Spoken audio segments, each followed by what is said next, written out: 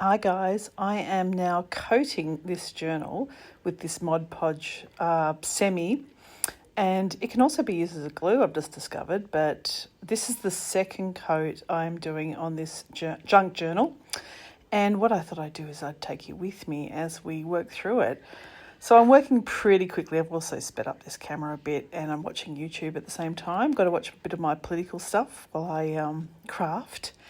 And the first coat was really nice, so it sort of cemented everything together, it sort of pulls it all together, and I'm hoping this second coat gives a little bit more of a matte sheen where everything kind of really kind of gels together. So what I mean, I guess, what I'm trying to say is you can see I've got a little bit of paper cut stuff there, I've got the crochet, I've got fabrics, and the more you kind of do these thin layers, the better the blending happens, so they all kind of stick beautifully together.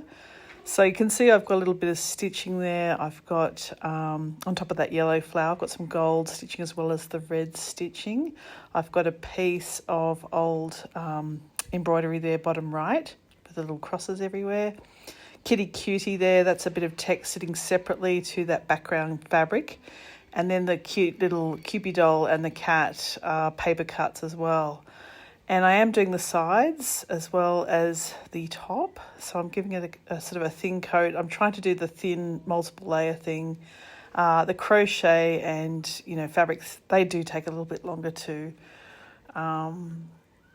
dry. And I'm trying to be patient and not just want to go straight over the next the next load. But I'm doing a pretty good job of it.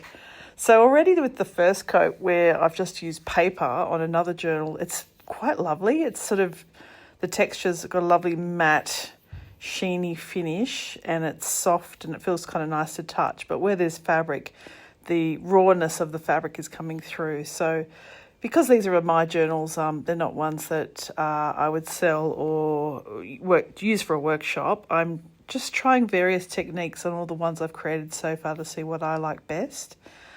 And I think I'll try, I saw online there's a couple of other different ways people are doing a coating on top of the journals. And I'll try a few of them, I think. Some are doing spray. I'm not so keen on the spray because I'm asthmatic, so even if I do it outdoors, it kind of freaks me out. This is quite fun to do. It's very textural to play with, and it does get a bit kind of globby in that crochet, which you can see. But I don't mind. It's all part of the journey, hey?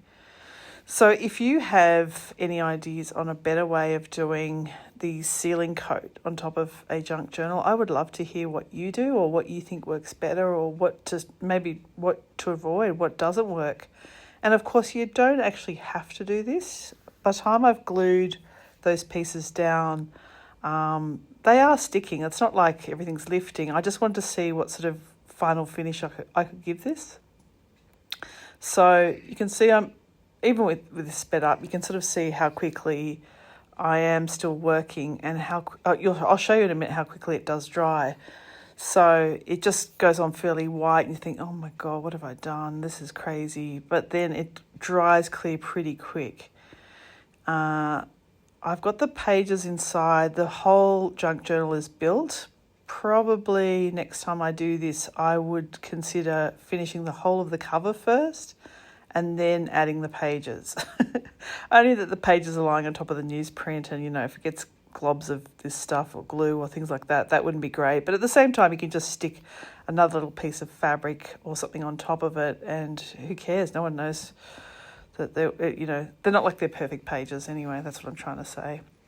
So, yeah, I'm just loving this. And I've been watching a lot of YouTube tutorials on the kinds of junk journals that I'm interested in, and there's lots of things that I'm not to say they're not great, but they're just the style of junk journal I'm not interested in. But I love doing this stuff with the really salvaged bits and pieces, so I'm looking forward to finding more of those pieces. Oh, here we go. So look how dry that is in Japan, which I'm going to in 2 days. Look how lovely that is. Already drying really nicely. See how great it is? Anyway, bye guys.